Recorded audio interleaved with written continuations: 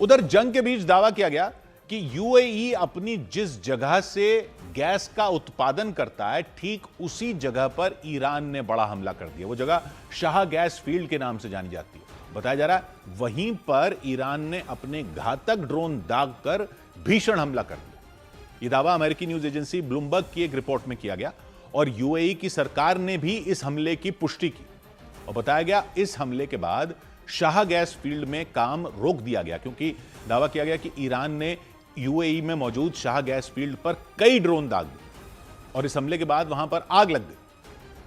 Shah gas field UAE की राजधानी Abu Dhabi से 180 किलोमीटर दक्षिण पश्चिम में मौजूद है। बताया जाता है कि यूएई की सरकारी कंपनी और अमेरिका की एक कंपनी मिलकर इस गैस फील्ड को चलाती है। शाह गैस फील्ड को यूएई का एक बड़ा और अहम गैस क्षेत्र माना जाता है और यहां बहुत बड़ी मात्रा में प्राकृतिक गैस का, नेचुरल गैस का उत्पादन होता है। वहां पर ईरान के ड्रोन हमले के बाद यूएई की सरकार ने सुरक्षा अलर्ट जारी कर दिया। इसके साथ ही शाह गैस फील्ड में कुछ समय के लिए काम भी रोक दिया गया। लेकिन सिर्फ शाह गैस फील्ड पर ही नहीं, बल्कि दावा तो यह कि वहां के फुजैरा ऑयल इंडस्ट्रीज में भी, ऑयल इंडस्ट्रियल एरिया में भी हमला किया गया। बताया गया कि फुजैरा में ईरान ने कई ड्रोन दागे और वहां भारी नुकसान पहुंचाने की कोशिश की। फुजैरा शहर के पास ये फुजैरा ऑयल इंडस्ट्रीज मौजूद है। फुजैरा शहर अबू धाबी से 300 से 325 किलोमीटर दूर है। वहां पर ड्रोन हमले का दावा किया गया और यूएई की गैस फील्ड और ऑयल के इस क्षेत्र में हमले के अलावा वहां अमेरिकी एयरबेस को भी निशाना बनाया गया। बताया गया कि ईरान की आईआरजीसी सेना ने यूएई में मौजूद अल दफरा एयरबेस पर हमला किया और हमले के बाद सैटेलाइट की मदद से वहां ली गई तस्वीरें सामने आई, जिनमें एयरबेस के कई हिस्से टूटे हुए नजर आए। यूएई के साथ कतर और बहरीन में मौजूद अमेरिकी एयरबेस को भी ईरान की आईआरजीसी सेना ने अपने निशाने पर ले लिया।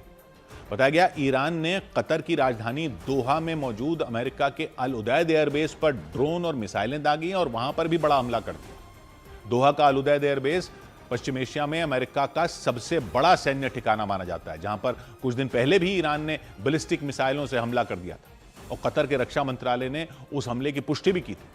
लेकिन दावा किया गया कि जंग के दौरान ईरान ने वहां पर दोबारा अपनी मिसाइलें गिरा दी। यूएई और कतर के साथ बहरीन में मौजूद अमेरिकी एयरबेस को भी टारगेट किया गया। ईरान की आईआरजीसी सेना ने बहरीन के शेख ईसा एयरबेस पर अपने खतरनाक ड्रोन दागे और वहां नुकसान पहुंचाया। यूएई, कतर और बहरीन इन जगहों पर हुए हमलों में अमेरिका के 13 सैनिक मारे गए, ऐसा दावा है। 200 से ज्यादा अमेरिकी सैनिक घायल भी हो गए। उधर ईरान के लगातार हमलों से इजरायल में दहशत मच गई। इजरायल के तेल अवीव शहर में देर रात एक के बाद एक कई मिसाइल हमले हुए और इन हमलों से पहले वहां तेज आवाज में सायरन भी बजे और सायरन की आवाज सुनते ही सड़कों पर मौजूद लोग दहशत में आ गए। उन्होंने तुरंत बंकरों की तरफ भागना शुरू कर दिया और कुछ मिनटों बाद वहां आसमान में मिसाइल दिखाई दी। लोग जा रहे हैं शेल्टर में। अब देखना होगा कि किस और जो है अटैक होगा। ये बार बार अटैक हो रहे हैं ईरान की तरफ से। ये आप देख सकते हैं, ये मिसाइल अटैक लॉन्च किया गया। इसके थोड़ी देर बाद तेल अवीव के एक दूसरे इलाके में भी हमला हुआ। उस हमले से पहले भी वहां जोर जोर से सायरन बजे। इसके बाद ईरान की तरफ से दागी गई मिसाइल नजर आई। वो तेजी से अपने टारगेट की तरफ बढ़ रही थी। कुछ सेकंड बाद वहां जोरदार धमाका हुआ। बच गई है फिर से सायरन। तेल अवीव में ईरान की तरफ से मिसाइल अटैक फिर से लॉन्च किया गया। ये आप देख सकते हैं न्यूज 18 इंडिया के कैमरा में कैद किस तरीके से मिसाइल जो है आगे बढ़ रहा है। दावा किया गया कि पिछले 12 घंटे में ईरान ने इजरायल के तेल अवीव में 6 हवाई हमले किए। ये हवाई हमले तेल अवीव के अलग अलग इलाकों में किए गए। इसकी वजह से वहां रहने वाले लोग खौफ से भर गए और बंकरों में जाकर छिप गए। और इस सबके बीच ईरान ने इजरायल के तेल अवीव से कुछ दूरी पर मौजूद एक रेलवे स्टेशन पर हमला कर दिया। इसकी वजह से उस स्टेशन को भारी नुकसान हुआ। हमले के बाद न्यूज 18 की टीम वहां पहुंची और वहां चारों तरफ बर्बादी के निशान नजर आए। वहां कांच के टुकड़े बिखरे दिखाई दिए। इसके अलावा ट्रेन स्टेशन की छत भी टूटी नजर आई। हमले में वहां लगे एस्केलेटर को भी काफी नुकसान हुआ। इसकी वजह से वो चलना बंद हो गया। ईरान के मिसाइल हमले ने उस ट्रेन स्टेशन की सूरत ही बदल दी। रेलवे ट्रैक के दोनों तरफ मलबा बिखरा नजर आया।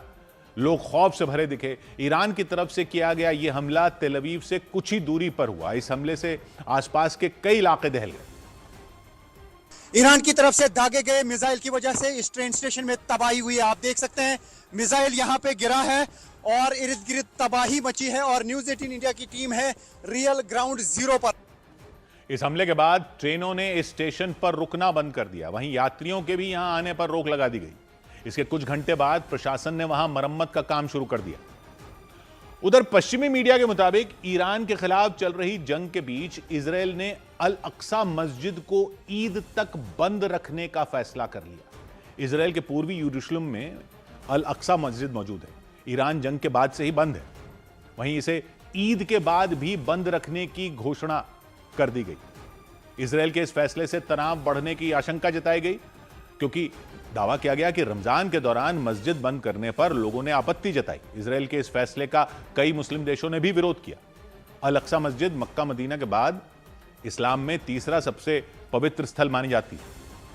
इसके पास ही मशहूर डोम ऑफ द रॉक भी मौजूद है। पश्चिमी मीडिया की एक रिपोर्ट के मुताबिक ईरान के खिलाफ चल रही जंग की वजह से इजरायल ने इस मस्जिद को बंद करने का ऐलान किया था। क्योंकि यहाँ पे बहुत ज्यादा खौफ है लोगों में, क्योंकि बार बार सायरन्स बजती है, बार बार ईरान की तरफ से मिसाइल अटैक किए जा रहे हैं और लोगों को शेल्टर में भागना पड़ता है। इजरायल ने ईरान की तरफ से हो रहे हमलों का हवाला देते हुए मस्जिद बंद करवा दी, लेकिन दावा किया गया कि फिलिस्तीन समेत 8 देशों ने इस पाबंदी पर कड़ा एतराज जताया। अल अक्सा मस्जिद इजरायल के पूर्वी यरूशलेम में मौजूद है। पूर्वी यरूशलेम का वो हिस्सा है जो 1967 के युद्ध के बाद से इजरायल के कब्जे में आ गया था। इसके बाद से ही अल अक्सा मस्जिद भी इजरायल के नियंत्रण में। रमजान के दौरान यहां लाखों लोग इबादत करने पहुंचते, लेकिन जंग के बाद इजरायल की सेना ने अल अक्सा मस्जिद में नमाज पढ़ने पर रोक लगा दी और इजरायल के इस फैसले की जानकारी मिलते ही इस्लामी देश नाराज हो गए। दावा किया गया कि इसके बाद से ही मस्जिद के आसपास सुरक्षा बढ़ा दी गई। अल अक्सा मस्जिद और उसके आसपास के इलाकों में इजरायल की सेना तैनात कर दी। खबरों के मुताबिक जंग शुरू होने के बाद जब इजरायल ने मस्जिद बंद करने का आदेश दिया था, तब भी इस्लामी देशों ने प्रतिबंध हटाने की मांग की थी, लेकिन मस्जिद को ईद तक बंद रखने के फैसले के बाद तनाव बढ़ने की आशंका जताई जा रही है। खबरों के मुताबिक मस्जिद के आसपास के पूरे इलाके में एक तरह से लॉकडाउन लगा दिया गया, जिसके बाद इस्लामी देशों ने इजरायल के इस कदम को अंतर्राष्ट्रीय कानून का उल्लंघन बताया। जल्द पाबंदी हटाने की चेतावनी दी। उधर ईरान के नए सुप्रीम लीडर मुश्तबा खामनेई को लेकर लग रही तमाम अटकलों के बीच उन्हें लेकर एक और चौंकाने वाला दावा किया गया, और वो दावा यह है कि मुश्तबा खामनेई इजरायल और अमेरिका के मिसाइल हमले में महज चंद सेकंड के फासले से बच गए। यह दावा ब्रिटेन के अखबार द टेलीग्राफ की एक रिपोर्ट में किया गया। उस रिपोर्ट में ईरान के कुछ अधिकारियों के बयानों का हवाला दिया गया और उन अधिकारियों के मुताबिक मुश्तबा खामनेई इजरायल और अमेरिका के हमले में बाल बाल बचे थे। दावा है उनसे कुछ ही सेकंड की दूरी पर दूरी रह गई थी। मौत उनसे कुछ ही सेकंड की दूरी पर खड़ी थी। यह हमला 28 फरवरी को हुआ था। वो युद्ध का पहला दिन था। उसी दिन इजरायल और अमेरिका ने मिलकर ईरान की राजधानी तेहरान समेत उसके कई हिस्सों पर बमबारी करती थी और अचानक हुए हमले से पूरा ईरान दहल उठा था। लेकिन ईरान के लोगों को सबसे तगड़ा झटका तब लगा था जब जंग के पहले ही दिन उनके supreme leader Ayatollah Ali Khamenei के मारे जाने की खबर आई थी। जानकारियों से पता चला कि हमले के वक्त वो तेहरान की एक इमारत में मौजूद थे। उस इमारत के नीचे जमीन में बंकर बना हुआ था। दावा है कि आयतुल्लाह अली खामनेई जिस इमारत में मौजूद थे, वहां उनके बेटे मुश्तबा खामनेई के अलावा परिवार के भी और भी कई लोग मौजूद थे। इसके अलावा ईरान की IRGC सेना के कुछ अधिकारी भी वहां बैठक के लिए पहुंचे थे। ब्रिटेन के अखबार द टेलीग्राफ की रिपोर्ट के मुताबिक बैठक से पहले ही अमेरिका और इजरायल ने वहां जबरदस्त हवाई हमले कर दिए थे। इतना तगड़ा हमला था कि आसपास की इमारतें भी ढह गई थी और जिस इमारत में आयतुल्लाह अली खामनेई थे वो तो बंकर समेत बर्बाद हो गई थी। हमले में आयतुल्लाह अली खामनेई, उनकी बेटी और दामाद के अलावा कई लोग मारे गए, लेकिन अली खामनेई के बेटे मुश्तबा खामनेई उसमें बच निकले थे, क्योंकि दावा है हमले से कुछ देर पहले ही वो किसी काम के सिलसिले में उस इमारत से बाहर आ गए थे जिस पर हमला किया गया। ये दावा ईरान के कुछ अधिकारियों ने किया, ऐसा रिपोर्ट में बताया गया। टेलीग्राफ अखबार के मुताबिक उन अधिकारियों ने बताया कि जब हमला हुआ तो मुश्तबा खामनेई हमले वाली जगह से कुछ ही मीटर की दूरी पर थे। बताया गया इमारतों पर मिसाइलें गिरी तो उनका मलबा हवा में दूर तक फैल गया था और मलबे की चपेट में आने से मुश्तबा खामनेई को हल्की फुल्की चोट जरूर आई, लेकिन उनकी जान बच गई। बाद में उन्हें ही ईरान का सुप्रीम लीडर बनाया गया, लेकिन उनकी सेहत को लेकर अलग अलग तरह के दावों ने जोर पकड़ लिया। क्योंकि युद्ध छिड़ने के बाद मुश्तबा खामनेई को एक बार भी सार्वजनिक तौर पर नहीं देखा गया, ना ही उनका कोई नया वीडियो सामने आया। इस सबके बीच कुछ मीडिया रिपोर्ट में दावा किया गया कि अमेरिका और इजराइल के हमले में मुश्तबा खामनेई बुरी तरह घायल हो चुके हैं, उनका एक पैर काटे जाने तक की बातें कही गई। अमेरिकी राष्ट्रपति डोनाल्ड ट्रंप ने बताया कि उनके कानों तक भी मुश्तबा खामनेई को लेकर तरह तरह की खबरें पहुंच रही। A lot of people are saying that he's badly disfigured. They're saying that he lost his leg, one leg, and he's, been hurt very badly.